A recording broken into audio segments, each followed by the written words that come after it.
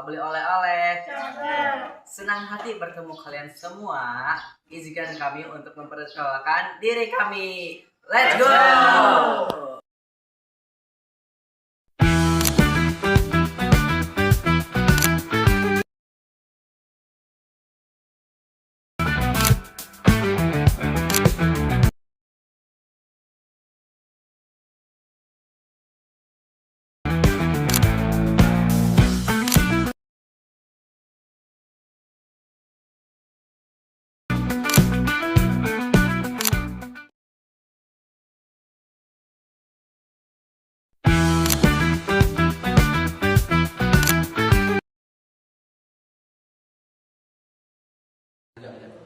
Nah, udah pada kenalkan sama kelompok kita?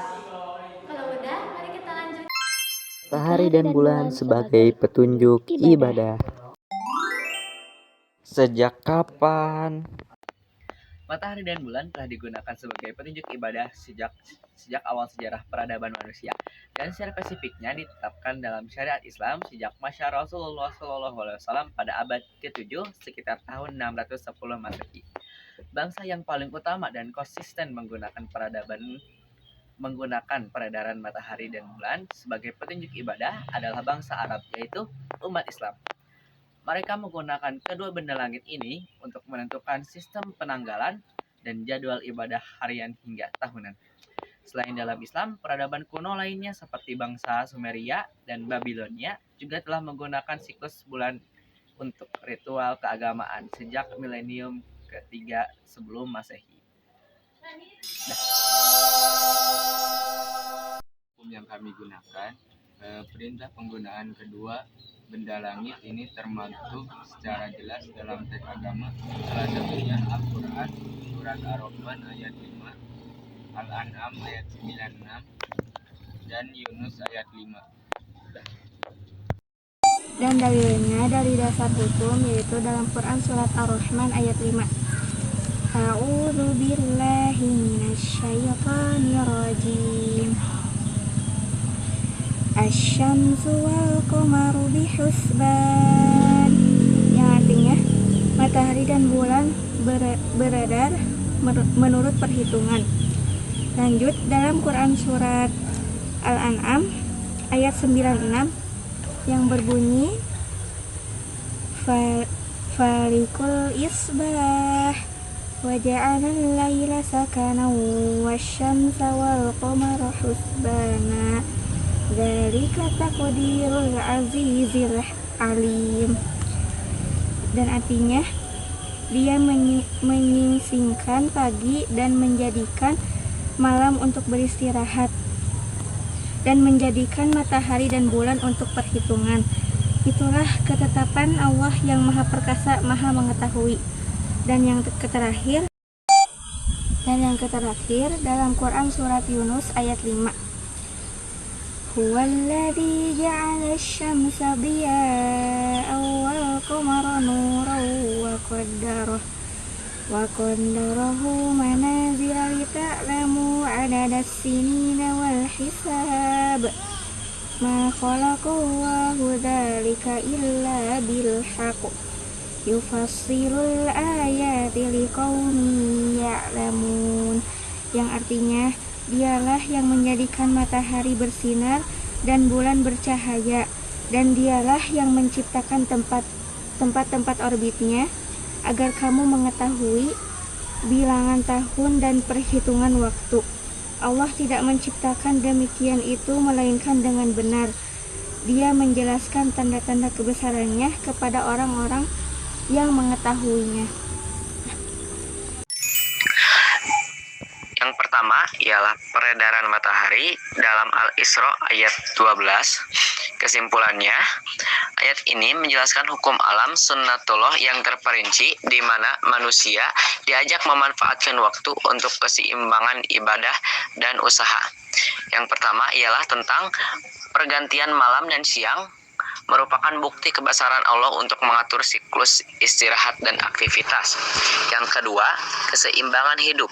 Siang dan terang memfasilitasi manusia dalam mencari karunia Allah, yaitu rezeki. Yang ketiga ialah sistem waktu. Peredaran benda langit menjadi dasar perhitungan tahun dan waktu untuk keperluan ibadah serta muamalah.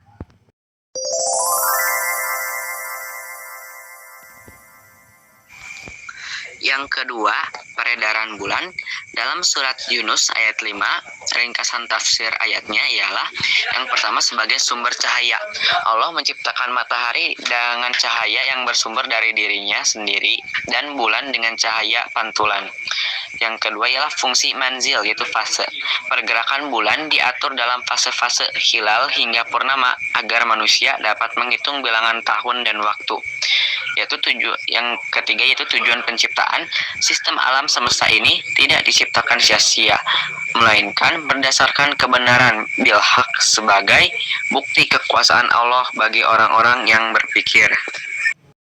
Yang kami gunakan ialah satu, peredaran matahari dijelaskan pada surat Al-Isra ayat 12 dan peredaran bulan dijelaskan dalam surat Yunus ayat 5. Gunakan waktu matahari terdiri atas sholat fardu, duhur, asar, maghrib, isya, subuh, sholat sunat, duha, suruh, gerhana matahari, dan ibadah puasa, mulainya puasa dan waktu berbuka puasa. Ibadah yang menggunakan waktu bulan.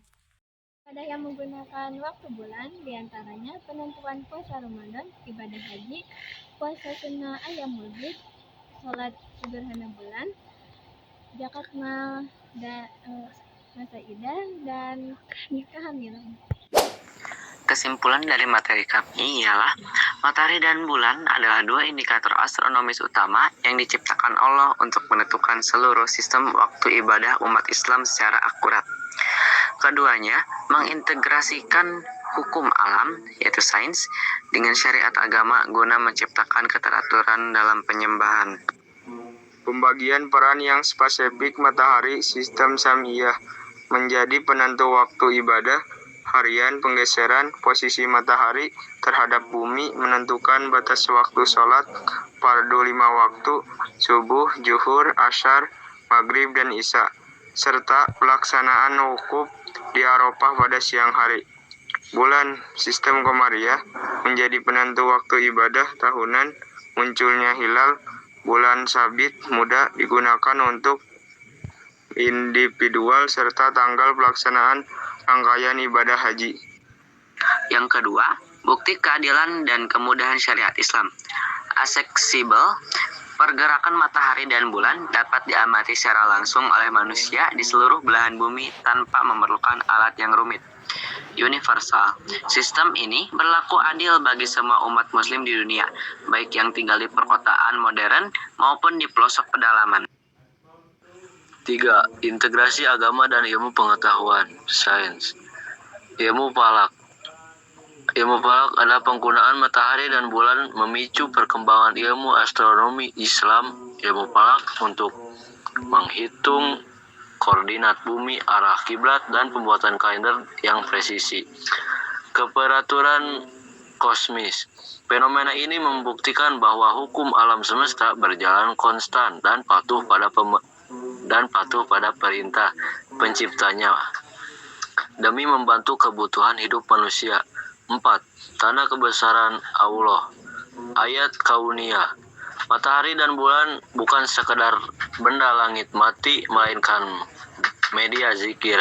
Setiap kali umat muslim melihat penggantian siang malam atau perubahan bentuk bulan, mereka diingatkan akan kuasa Allah yang mengatur waktu-waktu suci untuk mendekatkan diri kepadanya. Hal ini dipertegas dalam Al-Quran, salah satunya pada surat Yunus ayat 5.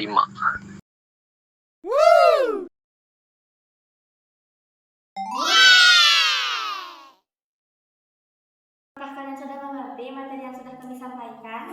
Jika kalian sudah mengerti, maka dari itu kami dari kelompok 4 pamit undur diri. Wassalamualaikum warahmatullahi wabarakatuh.